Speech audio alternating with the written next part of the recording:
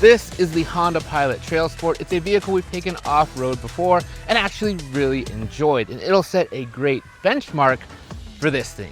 This is the brand new Hyundai Palisade XRT Pro. Now Hyundai, they make XRT versions of several of their other vehicles, but those have always had way more style than substance. However, they've added Pro to the name, but more importantly, some actual off-road hardware that we can't wait to test out. Now, as for which of these vehicles will perform better in our testing today, there's only one way to find out.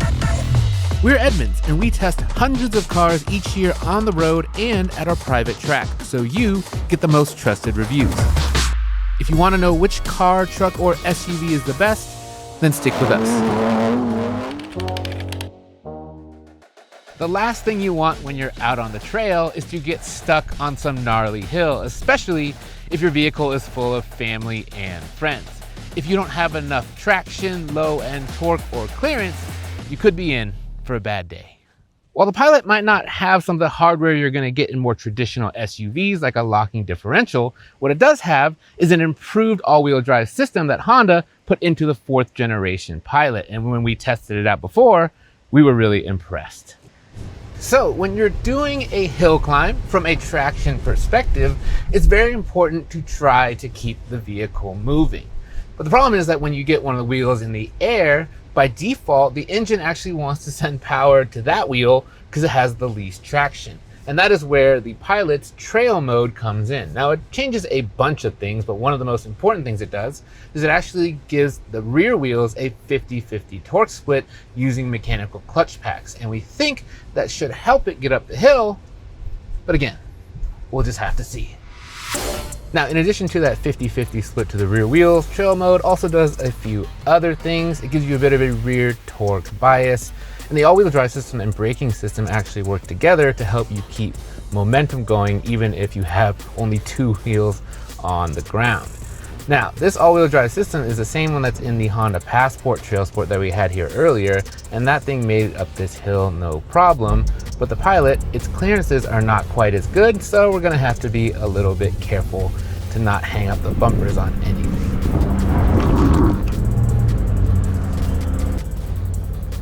Now, also changed is the stability control. It allows for some wheel slip, which is what we want. Even if the wheels are slipping, we still want them to get power so it can help dig us out of things.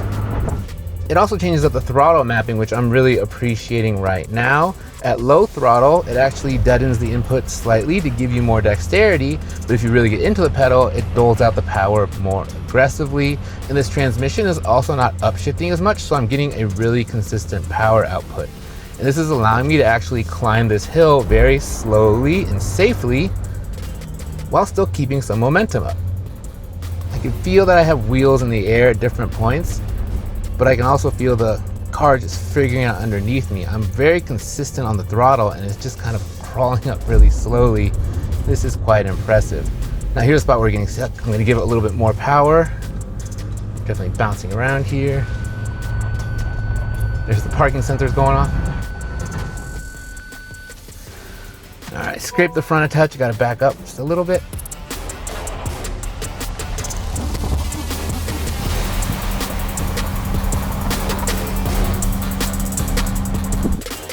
Gonna take a slightly different route to get up there.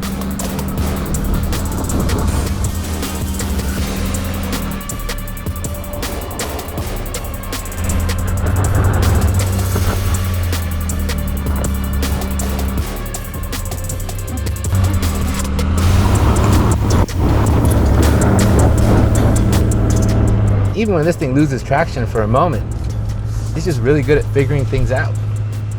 I just give it a little bit more throttle and it kind of catches, ratchets the wheel forward, and we just get out of there.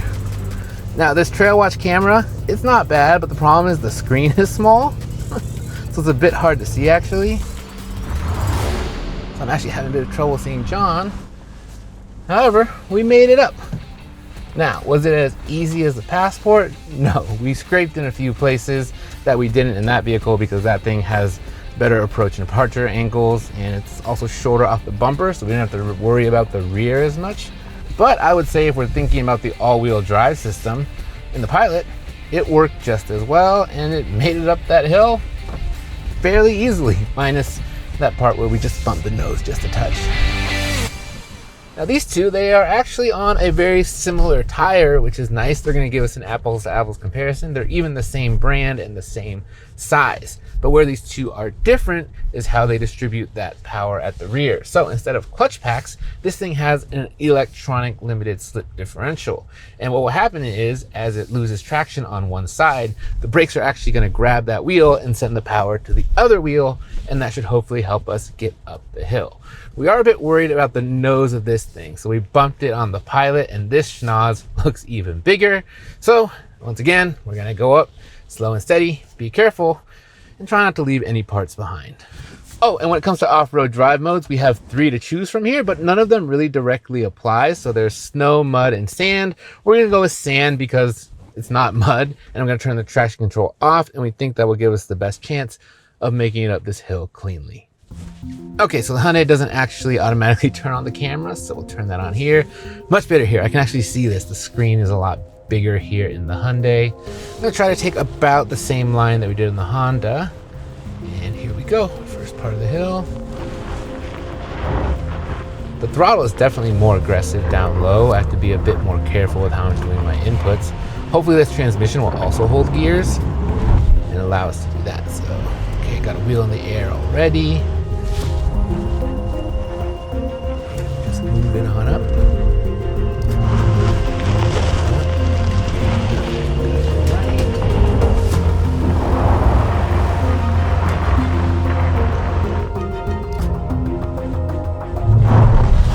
There we go. Yeah, it's jumpy. I had to go almost to full throttle and just kind of squirt it out on me. Right there. It's a bit harder to keep the slow momentum that I like so much in the Honda here in the Hyundai. I'm being a lot more careful with the throttle. It's harder because down low it's just kind of squirting torque out. I just really wish I had a touch more dexterity. But it's making it up though. Back end is figuring things out. Ooh, that was nice. Now this is the part where the Honda got a little bit of trouble with clearances.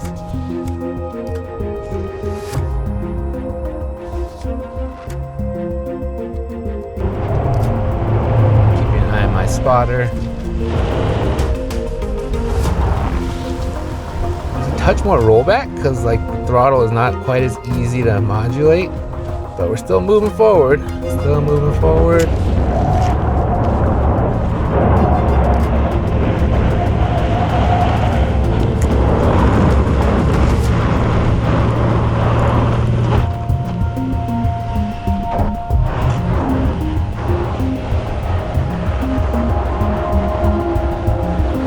I can feel it trying to grab. Lost my camera. That's not good.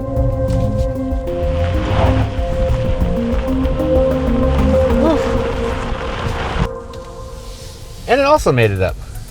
And I would say it also did it somewhat easily, although it was disconcerting when my camera turned off in the middle and I lost the view of my spotter.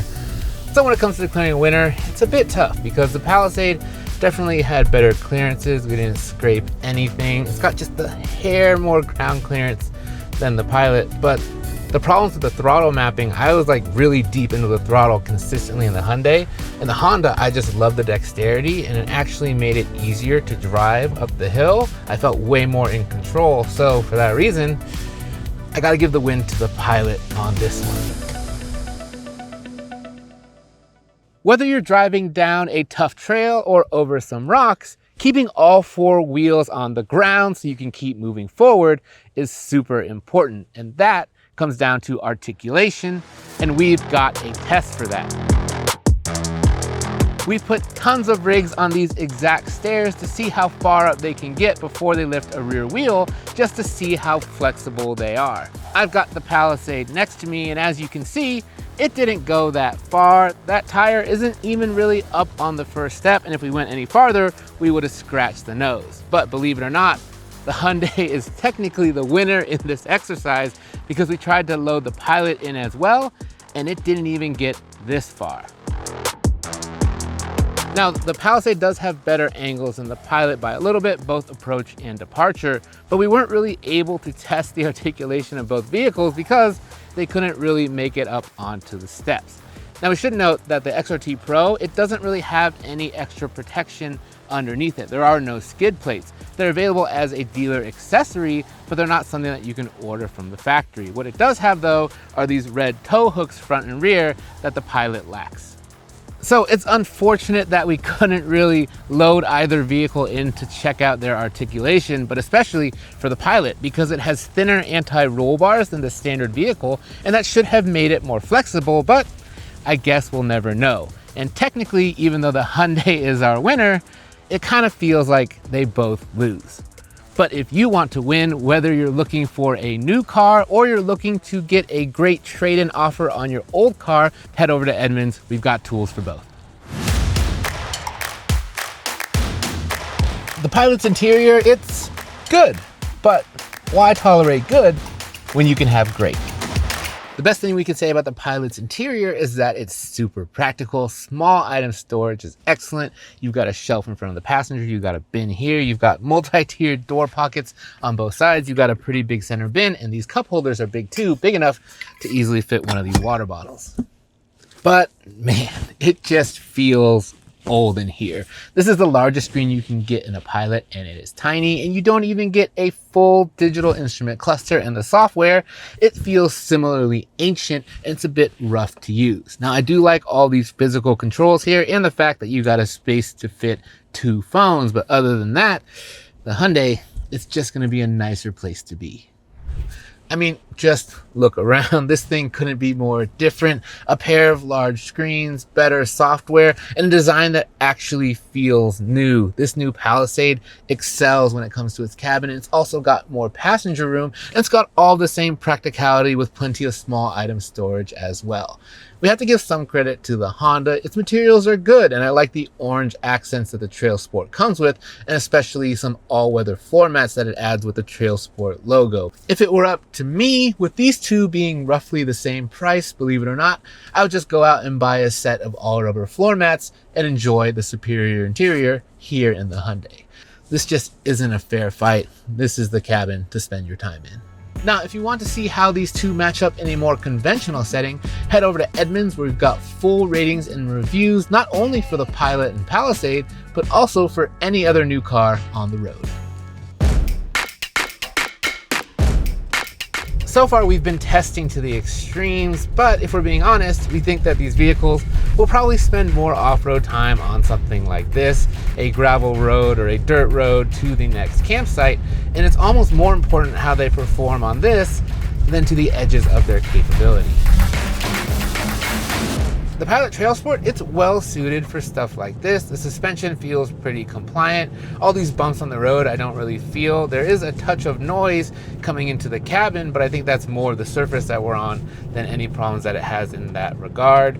The steering is definitely noticeably lighter here in the Pilot. This thing is going to do perfectly fine on any kind of light trail you take it on. Now, we should mention that these two vehicles, they do have pretty similar room when it comes to cargo, but the thing that we like about both is that the rear seats fold down and they make a pretty flat area, so if you wanted to camp in the back of this thing or in the back of the Palisade, you totally could.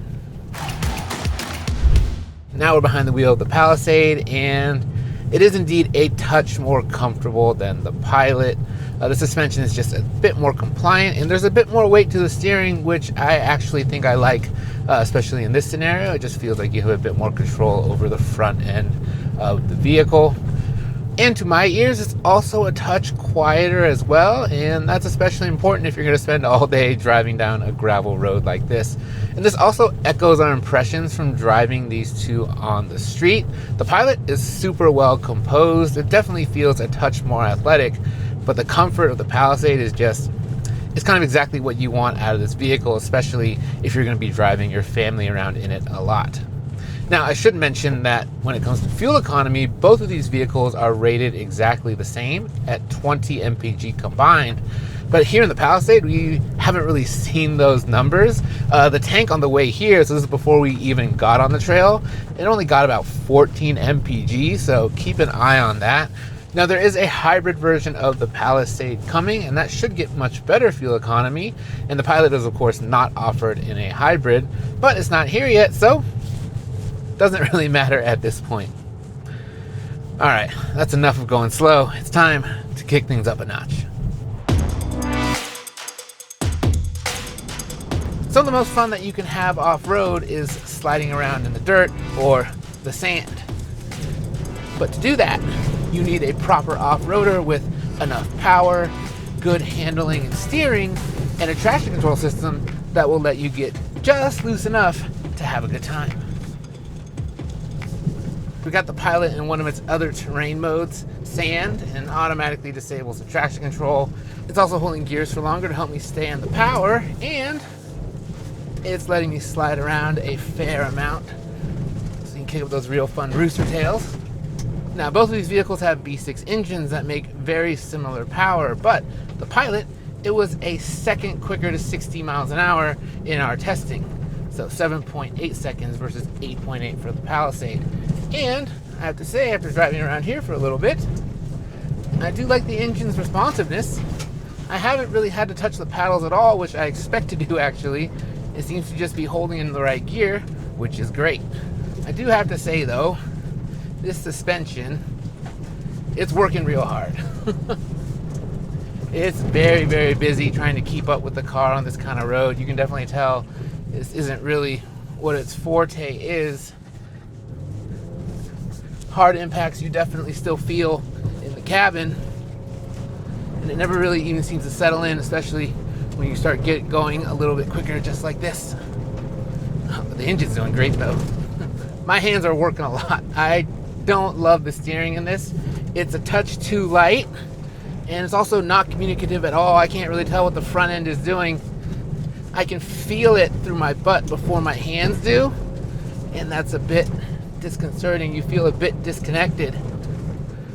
So as good as this powertrain is and as athletic as this thing feels, I just wish I could feel more of it. The best part of this is the powertrain. That's what actually makes the Pilot feel athletic, even though it's not suited for this perfectly. Still have a pretty good time. Yeah. All right, let's check out the Hyundai.